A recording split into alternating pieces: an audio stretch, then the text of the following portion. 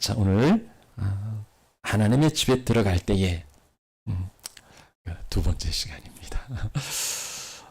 우리가 하나님의 집에서 어떻게 예배할 것인가? 이게 뭐 추상적인 그런 이야기가 아니고 실제적이고 좀 구체적인 그러한 이제 지침을 나누고 있는데요. 지난 주에는 발을 삼가라 이 말씀 나누었습니다. 어떻게 하나님의 집에 들어오셨을 때 좀 발을 좀 삼가셨습니까?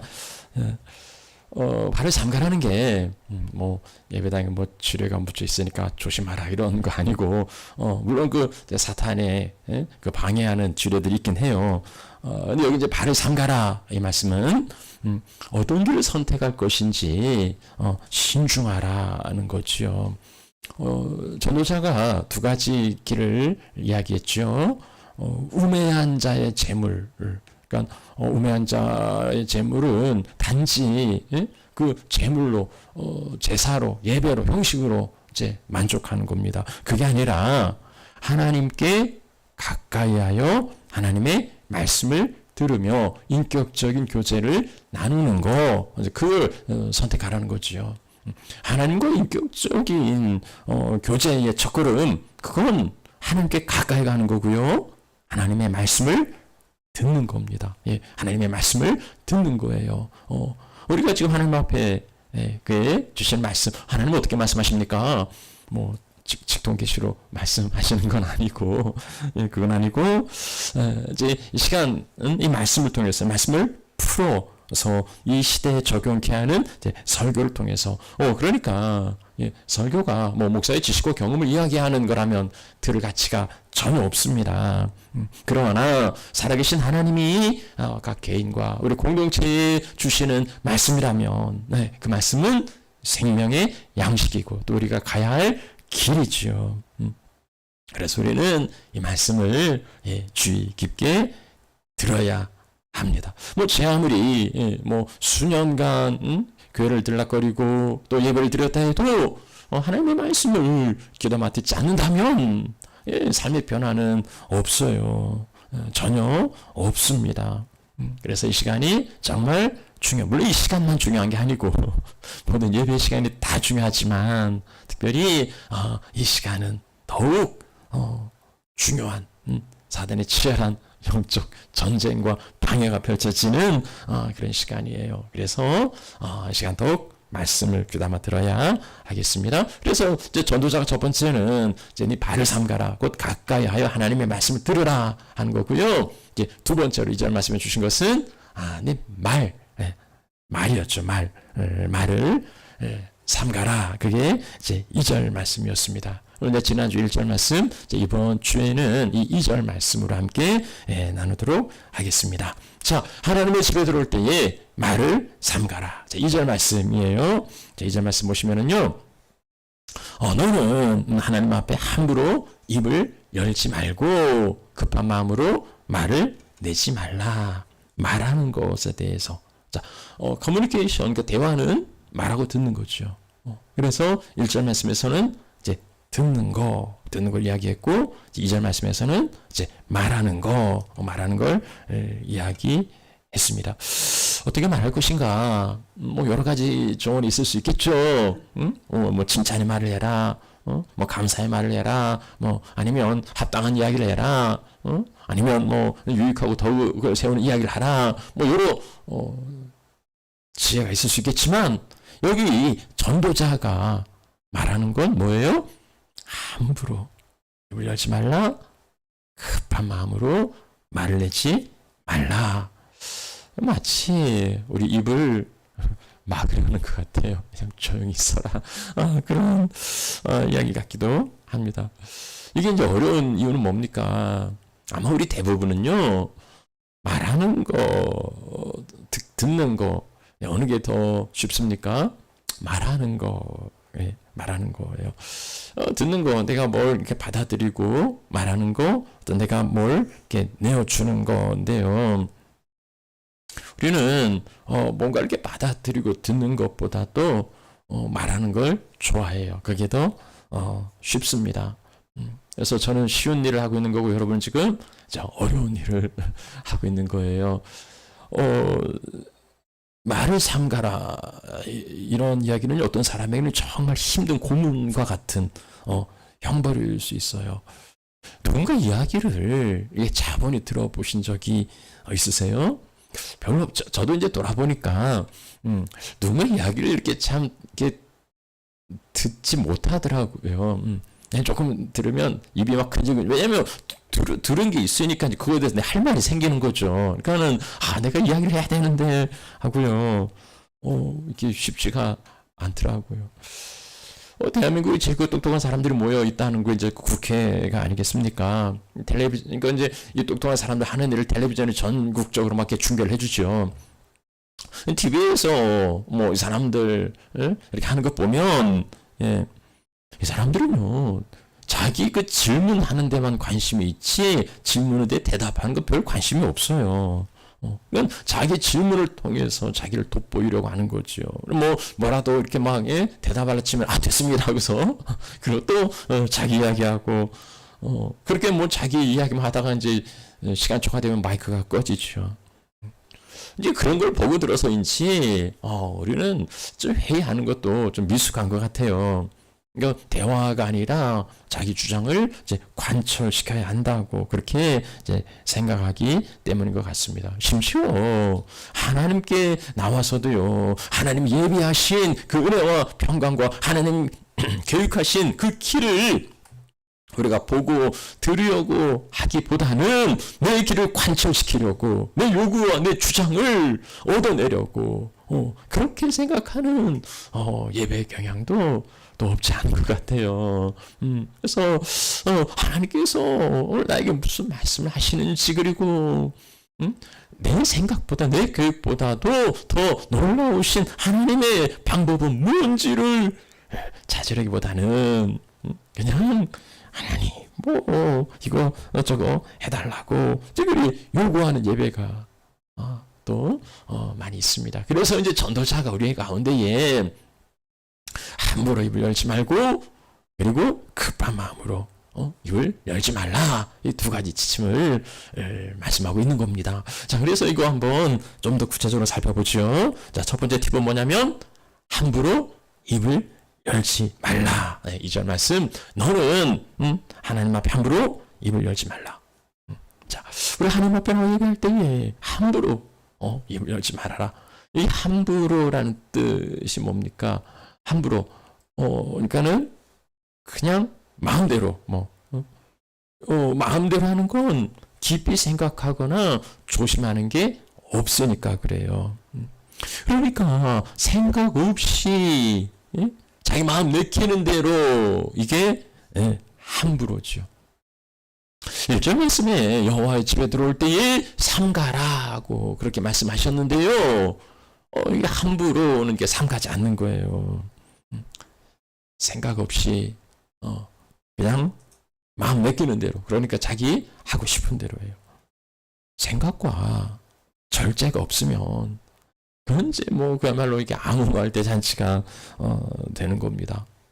아무 말을 들어 놓으면은요, 우리가 아무나 뭡니까 아무나 막 이렇게 말하지 않아요. 아무 말을 이렇게 하지 않아요. 그렇게 할 수 있는 건 친한 친구나 아니면 별 이렇게 내가 쉽게 대해도 되는 사람 앞에서야 격식을 차리지 않고 아무나 이야기하겠죠. 그러나 그런 게 아닌 다음에 우리는 함부로 이야기하지 않아요. 근데 이제 이렇게 함부로 이야기하는 건 경외, 하나님에 대한 경외가 사라지는 거죠. 하나님에 대한 경외가 없으면 사람은 이제 무례해집니다. 그게 하나님이든 사람이든 함부로 이야기할 때에 거기는 이제 무례해지는 거예요. 에레미야 선지자가 지적하는 이 악이라는 게 어떤 건지 에레미야 2장 19절에 말씀하고 있는데요. 자, 그런즉 내 하나님을 버린 게 그게 악이라는 거예요. 버리지 않았다 할지라도, 하나님을 버리지 않았어도, 하나님을 믿는다 하면서도 네 속에 나를 경외함이 없는 것, 하나님을 믿는다 말하지만은 그러나 하나님을 경외함이 없는 것, 그게 악이고 그게 고통이라는 거예요. 우리는 하나님을 버린 게 아니니까 하나님 믿는 거니까. 그러나 하나님을 믿어도 그 속에 하나님에 대한 경외함이 없으면 똑같다 하는 거지요. 그래서 하나님께서 너희들이 내 앞에 나올 때에 요구하시는 게 있어요.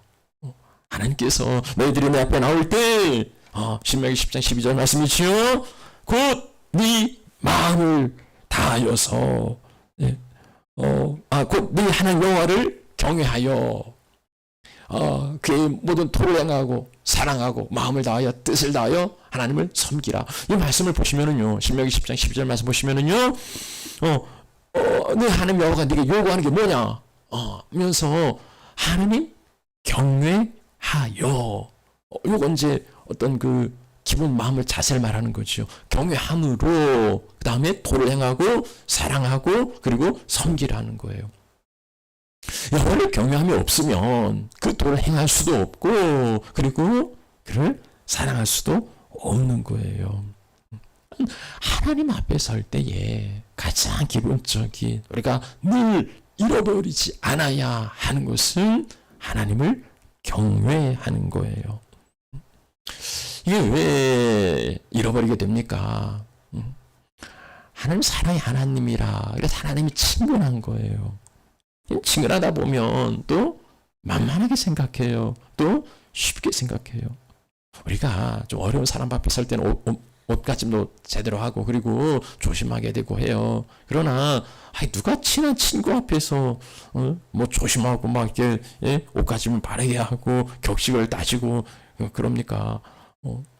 이제 그러다 보니까 하나님이 이제 내 친구처럼 그러다가 이제 뭐 할아버지가 손자를 귀여하면 뭐 수염 잡고 올라간다는 이야기가 있는데 이제 너무 친근하다 보니까 그렇게 하나님에 대한 경외를 잃어버리는 거죠. 우리가 참 이 시점에 또 한번 봐야 될 분이 계시죠. 2019년에 그 한기총 회장으로 지내셨던 우리 그 전광훈 씨가 했던 그 막말이 지금까지 늘 회자되지 않습니까? 하나님, 자기는 뭐 하나님 보좌를 딱 붙들고 산다고. 거기까지는 좋죠. 하나님 보좌를 붙들고 살아야죠. 근데 웬 갑자기 뭐 하나님 꼼짝만 하고 뭐 자기한테 까불면 죽는. 아마 이제 제 생각하기로는 이분이 그 이제 많은 사람들 보이는 광장 집회에서 좀 뭐 오버한 것 같아요. 정말 그렇겠습니까? 오버한 것 같대요. 그러면서 자기가 하나님하고 친하다 그런 얘기를 하는 건데 오버했으면 사과해야죠. 내가 그 막말이었다고. 그건 있을 수 없는 이야기라고 사과해야죠. 근데 이제 그러지 않는단 말입니다. 그러니 정말로 저 사람이 그런가? 저 사람 본심이 저런가? 싶은 거예요. 근데 저 사람 안에만 그렇겠습니까? 되도록 우리 안에도요, 그렇게 하나님 쉽게 여기고, 가볍게 여기고, 하찮게 여기는 마음들이, 우리 안에도 없지 않는단 말입니다. 이스라엘이 하나님을 버린 적은 없어요. 하나님께서 그들을 택하시고, 그들도 하나님을, 자기의 자기들의 그 아버지, 자기들의 신으로 그렇게, 하고, 이제 신의 산의 그 언약식이지 않습니까? 그걸 하나님을 버린 적이 없어요. 그렇지만 그들이 하나님을 버린 적은 없는데 하나님을 하찮게 여기고 가볍게 여겼습니다. 하나님 아세요. 이제 이사야 선지자를 통해서 그렇게 단식하지 않습니까? 이사야 1장 4절 말씀 보면 이들이 슬프다 범죄한 나라고 그리고 허물진 백성이고 행하게 존재하고 부패한 자식이라고. 그들이 이스라엘의 거룩하신 자를 만홀히 여겼다고 말합니다. 그걸 하나님은 자기를 버렸다고 인정하시는 거예요. 우리가 언제 그랬습니까? 말라기 그 시대에 보면은요, 이 이스라엘 백성들이 그렇게 이야기를 해요. 우리가 언제 그랬습니까? 우리가 어떻게 하나님 가볍게 했습니까? 우리가 어떻게 하나님 괴롭게 했습니까? 하나님께서 그렇게 말씀하세요. 그 예배가 어떻게 됩니까? 만군의 여호와가 이러노라 하면서 너희가 눈먼 희생으로 바치는 거, 저는 거 병든 거 드리는 거, 그걸 응? 너희 총독에게 갖다 줘보라고. 그가 그걸 기쁘게 받겠냐고. 너희들이 지금 나에게 가져온 그것을 너희 총독에게 갖다 줘봐라. 그러면 그가 좋아하겠냐? 그가 기뻐하겠냐? 그런 걸 어떻게 총독에게 드릴 수 있겠습니까? 그런데 그들은요, 하나님께 드렸단 말이죠. 그 저는 거, 병든 거, 쓸모없는 거, 폐기 처분할 거, 쓰레기장에 버려야 할 것을 그걸 하나님께 드렸단 말입니다. 그러면서도요, 이 사람들 하는 얘기 들어보세요. 이게 얼마나 번거로운가. 뭐 이렇게 번잡하고 번거로운 꼭 이렇게 해야 되나. 그러면서 코웃음 치면서요, 훔친 거, 저는 거, 병든 걸 가져왔다 하는 겁니다. 이게요, 하나님을 가볍게 여기는 거예요. 우리가 하나님 앞에 드리는 거, 우리가 하나님 앞에 이제 봉헌하고 예배하고 이렇게 드림 있지 않습니까? 뭘로 드리냐고요. 우선순위가 뭐가 있냐고요. 뭐 1순위, 2순위, 3순위 자기 쓸 거 다 쓰고 조금 남았으니까 보잘것없는 거, 쓸모없는 거, 그게 물질이든 시간이든 그렇게 드려지는 거라면 하나님이 그 예배를, 그 드려지는 것을 기뻐하시고 받아주시겠습니까? 내가 아무리 하나님께 드린다 해도 그게 하나님 앞에 드려지겠느냐 하는 거지요. 잠언의 제사는 함부로 말하는 자를 칼로 찌르는 거라고. 잠언 12장 18절에 칼로 찌름같이 함부로 말하는 자가 있다고 말합니다. 요즘은 한국 사회에 이제 한국 사회는 그 뭐 총이 허용되지 않으니까 뭐 이렇게 막 총기 난사 이런 건 없는데 이제 칼부림, 묻지마 칼부림이 종종 일어난다고 해요. 뭐 사람들이 많이 모이는 지하철에서, 뭐 터미널에서, 심지어는 뭐 학교까지 칼을 들고 찾아와서 교사를 찌르기도 하는 이런 일들이 일어납니다. 이런 일들이 이렇게 있어서는 안 되는 거죠. 아니, 흉기를 들고 설치면서 아무나 찔러대는 이게 제정신입니까? 이런 그런데요, 함부로 말하는 자가 이렇게 묻지마 칼부림 하는 자와 똑같다는 거예요. 함부로 말하는 게 우리가 뭡니까? 그 촌철살인이라고 그러는데요. 말 한마디로도 사람을 죽일 수 있단 말입니다. 상대를 생각하지 않고 함부로 이야기하는 거, 그게 칼로 찌르는 것처럼, 아무나 대고 찌르는 것처럼 그런 것과 똑같다고 제자가 가르쳐주고 있습니다. 그래서 하나님 앞에 나올 때에 함부로 말을 내지 말아라. 하나님 친근하신 분이지만은 정말 사랑의 하나님이시고 그렇게 따뜻한 분이지만은 그러나 함부로 막 대해도 괜찮은 분은 아니에요. Fear of God, 하나님에 대한 경외, 그 기본 마음가짐, 그것을 늘 잊지 않고 그것을 늘 붙들고 하나님 앞에 나오셔야 하겠습니다. 자, 두 번째 팁은 뭐냐면 함부로, 그 다음에 급한 마음으로. 2절 말씀, 급한 마음으로 말을 내지 말라. 자, 급한 마음으로 말을 내지 말라. 급한 마음이 있으면은요, 온전히 준비가 되지 않았는데도 그냥 설익은 답을 내는 거예요. 아이 뭐 이건 안 이건 어차피 뱃속에 들어가면 다 똑같은데, 그냥 먹지 뭘 그렇게 잔소리가 많냐고 이제 그런 이야기하면 되겠습니까? 급한 마음으로, 그러니까 온전히 준비되지 않았는데, 준비되지 않았는데도 드리는 이유는 뭡니까? 그냥 그 자체로 의미를 찾는 거예요. 그냥 하기만 하면 되는 게 아니냐 하는 거죠. 뭐 예배 드리기만 하면 되는 거, 기도하기만 하면 되는 거 아니냐. 그러니까 어떻게 무엇을 이 컨텐츠 내용보다도 그 자체 형식에 의미를 두는 겁니다. 하기만 하면 되지. 거기에 의미를 두는 거죠. 요즘 당국 뉴스 가운데 하나가 이제 그 새만금에 있는 그 스카우트 잼버리 대회. 이 뉴스를 보면은요, 이게 몇 년 전부터 그걸 준비한 건데, 그 몇 년 전 준비했는데 그 부실한 준비인 거예요. 이 부실한 준비로 이 국제적인 망신을 사고 있는 거죠. 아니 뭐 정한 날짜가 됐으니까 그냥 하기만 하면 되는 건가?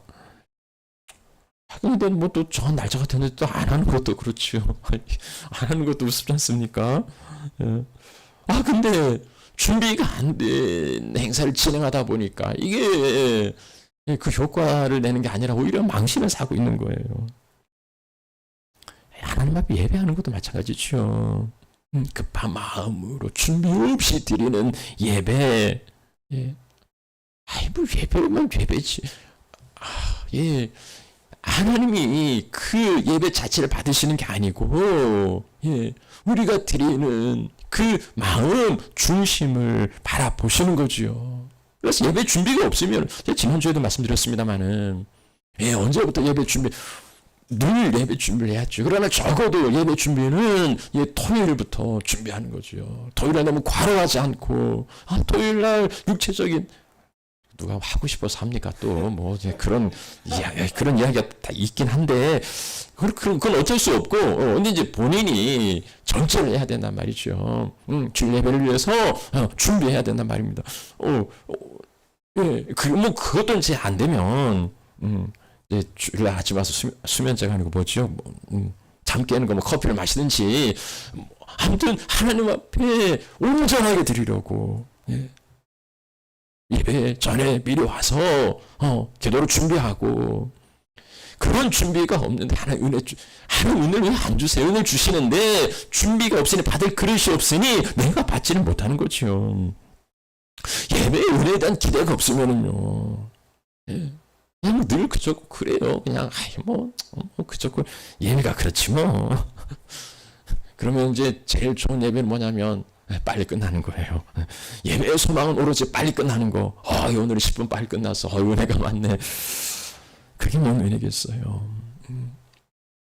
급한 마음의 예배적으로 사울을 통해 볼 수 있는데요. 이스라엘 초대왕 사울이 사무엘상 13장을 보시면은요. 요나단이 게바에 있는 블레셋 수비들을 치는데 블레셋이 가만히 있지 않죠. 블레셋이 이제 온 군대를 동원해서 이스라엘을 대항하려 이렇게 들어옵니다. 근데 이게 어마어마한 거예요. 사무엘상 13장에 보시면은요, 병거가 3만이고, 그리고 마병이 6천이에요. 이런 거 이스라엘에 없어요. 그리고 군사들은, 모래같이, 해변 모래같이 많아요. 이렇게 막 몰려 들어오니까, 이스라엘 용사들은 그 유세에 들려서, 겁을 먹고 숨고 도망갑니다. 자, 그런데요, 흩어지는데 이제 이스라엘은 하나님께 먼저 제사를 드리고 하나님의 은혜를 구하고 이제 전쟁에 나가는데 그 제사를 집례할 사무엘이 정한 시간이 됐는데도 오지 않는 거예요.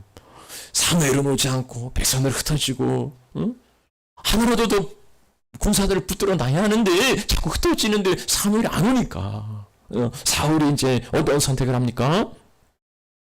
지금 급하니까 사울이 그냥 뭐 어차피 제사는 드리기만 하면 되는 거지 누가 하면 무슨 누가 한들 그게 무슨 상관이냐고 하면서 자기가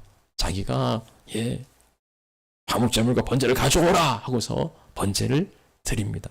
자, 그런데요, 이 기막힌 타이밍에 사무엘이 도착을 해요. 언제 사무엘이 도착합니까? 번제 드리기를 마치자. 아니, 조금만 기다렸으면, 조금만 참았으면, 이게 자기가 해야 될 게 아니잖아요. 자기는 왕이 제사를 드릴 수 있는 건 아니에요. 제사장이 선지자가 드리는 거죠. 조금만 참았더라면, 하나님을 갈망하면서, 하나님의 도우심을 바라보면서, 하나님을 바라보았더라면,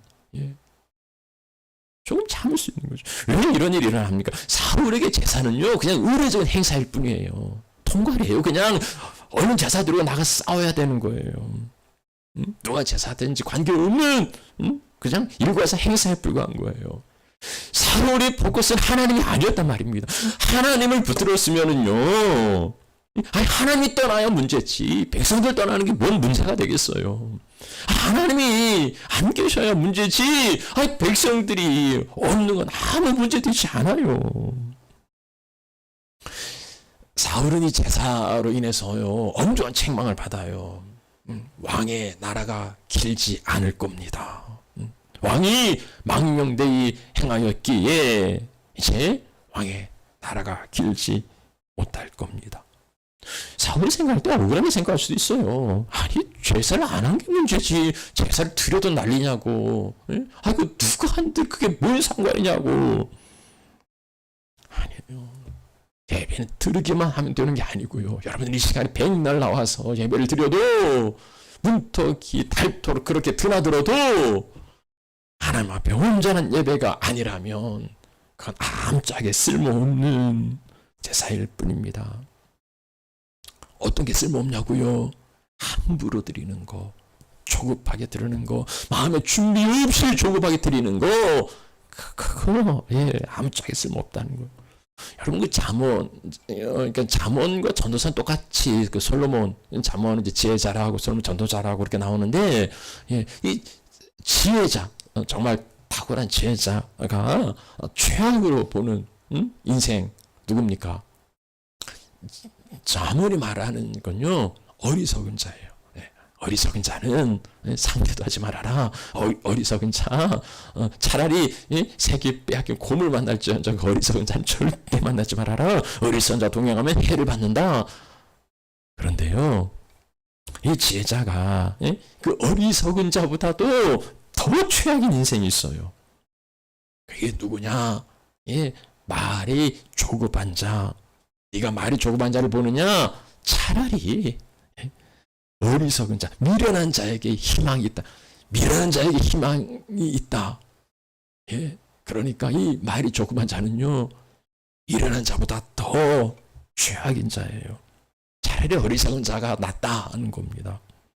그렇게 조급한 자, 그런 자 되어서는 안 되겠죠. 우리 하나님 앞에 나왔을 때에 함부로 말하는 자, 조급하게 드리는 자, 그래야지 말라고 제사가 우리에게 권고하고 있습니다.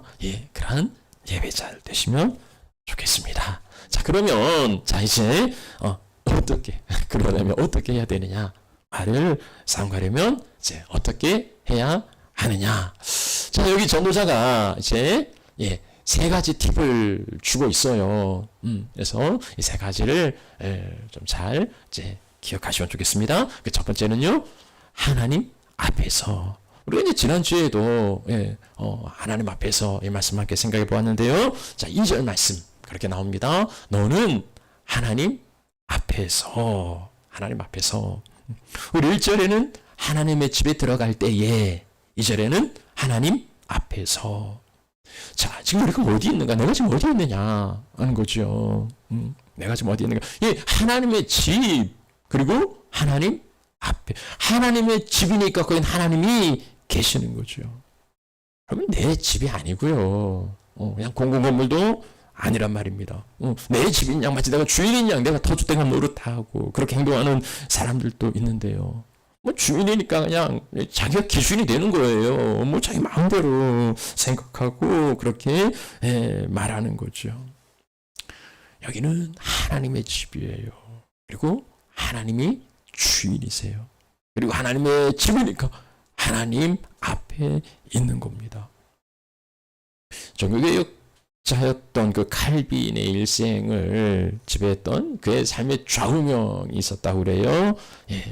그게 뭡니까? 코람데오. 이 코람데오는 라틴어인데요. 코람은 누구 면전에, 누구 앞에서, 이거 데오는 데우스 하나님이에요. 하나님 면전에, 하나님 앞에서, in front of God, 하나님의 얼굴 앞에 있다는 거예요. 그게 신전의식이라는데요. 우리가 우리 인생이 어디에 있느냐? 하나님 앞에 있다. 세상을 둘러싼 사람들 앞에 있지 않고 하나님 앞에 있다는 거예요. 그렇다면 하나님이 그 삶의 기준이 되는 거죠. 그 삶을 살았던 사람들을 우리가 보게 됩니다. 요셉을 보면은요, 요셉은 이제 노예로 팔려가지 않습니까?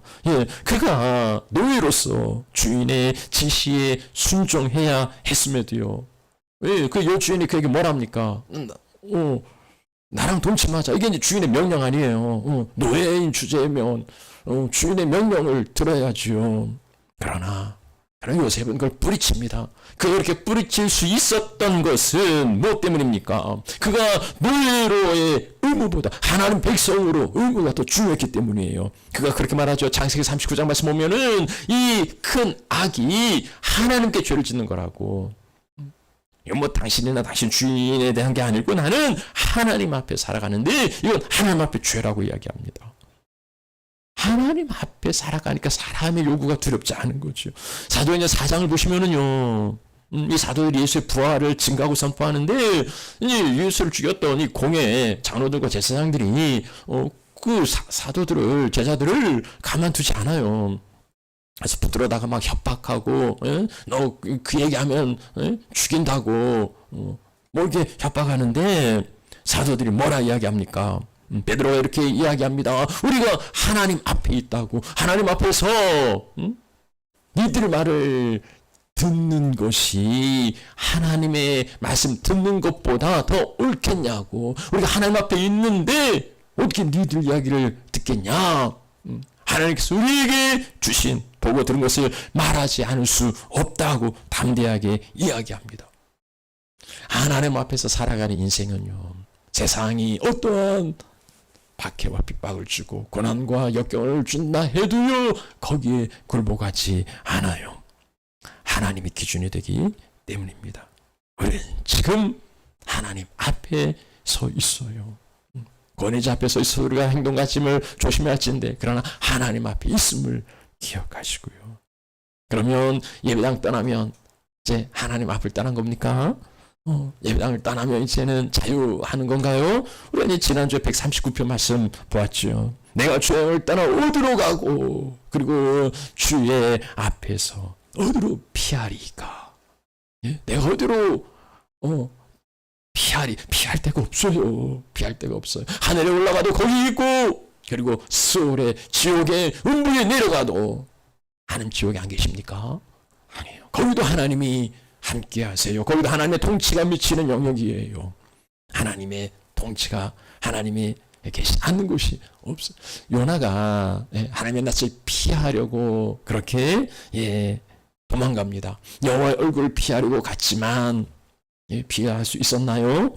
하나님 손바닥 안에 있었죠. 결코 피할 수 없었던 겁니다. 하나님이 예배당 안에도, 그리고 우리 일상에도 하나님 함께 하시기에 코람되어 우리가 늘 하나님 앞에 있음을, 우리가 어디에 있든지 간에, 직장에 있든지 아니면 오락실에 있든지 아니면 그 어디에 있든지 하나님 앞에 있음을 기억하시고요, 삼가고 조심하는 그러한 경건한 삶이 되어야 하겠습니다. 자, 우리가 기억해야 될 두 번째 팁은 뭐냐면, 하나님은 하늘에 있고 너는 땅에 있다 하는 거예요. 이제 2절에 그렇게 말씀하고 있죠. 하나님 하늘에 계시고 너는 땅에 있음이니라. 하늘과 땅, 그야말로 천지 차이죠. 천지 차이죠. 여러분, 인생이 하늘과 동급이 아니에요. 천지 차이보다 더 큰 차이일 거예요. 창조주와 피조물의 그 질적인 차이예요.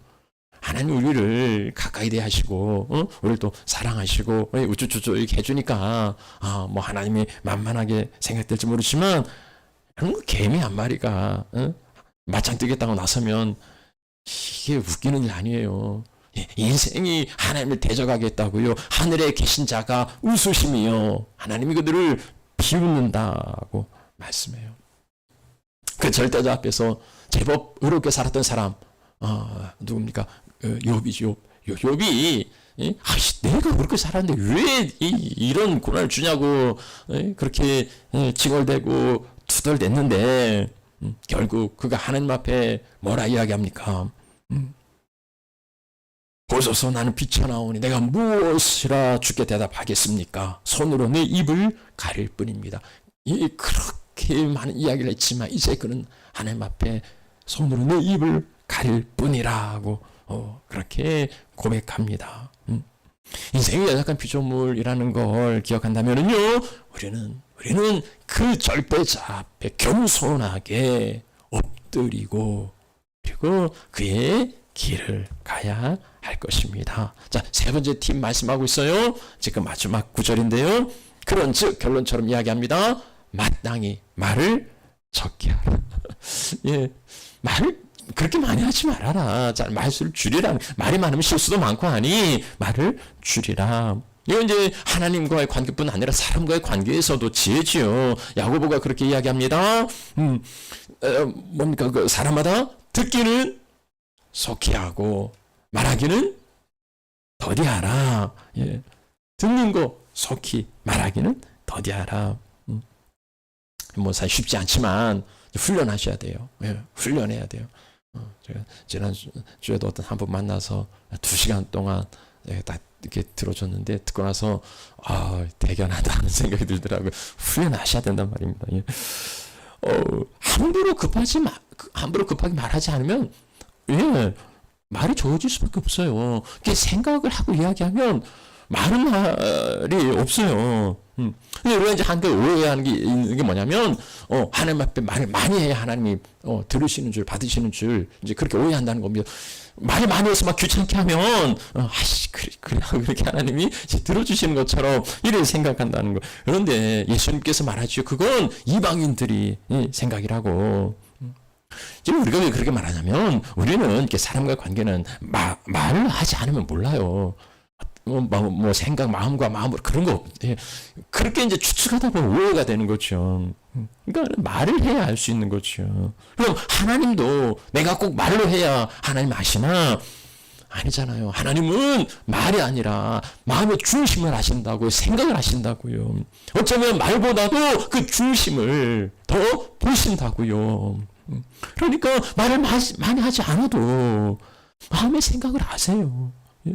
말 많이 하지 않아도 된다. 그러니까 하나님 앞에 나 아버지라고 한마디 하면은요, 하나님이 그 아버지 석자만 아시겠어요? 그게 아니잖아요. 그 안에 담겨진 그 많은 생각들, 그 많은 환경과 형편과 처지와 뭔 얘기를 하려고 하는지 하나님이 다 아신단 말입니다. 때로 우리가 참 말 한마디 내놓지 못하고 그냥 단식하고 훌쩍일 때, 야, 말을 좀 해라. 말을.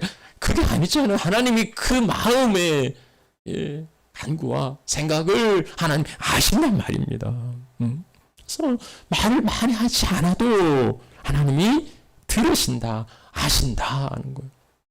그런데 이쯤 두려운 건 뭐예요? 내 안에 잡스러운, 내 하찮은 이런 쓰레기 같은 생각들을 가지고 하나님 앞에 나와서 고상한 말로 포장해서 하나님을 부른들 하나님이 그 고상한 이야기가 아니라 내 마음의 중심과 생각을 하신다 하시니 먼저 두렵고 떨림으로 그 마음을 가지고 하나님 앞에 나와야 하지 않겠습니까? 하늘에 계신 감히 범접할 수 없는 그 절대사 앞에서 있음을 기억한다면 우리는 말을 많이 하지 않아도 정말 정갈한 그리고 준비되고 그렇게 다듬어진 우리의 기도가 우리의 찬양이 우리의 고백이 그러한 고백이 되면 좋겠습니다.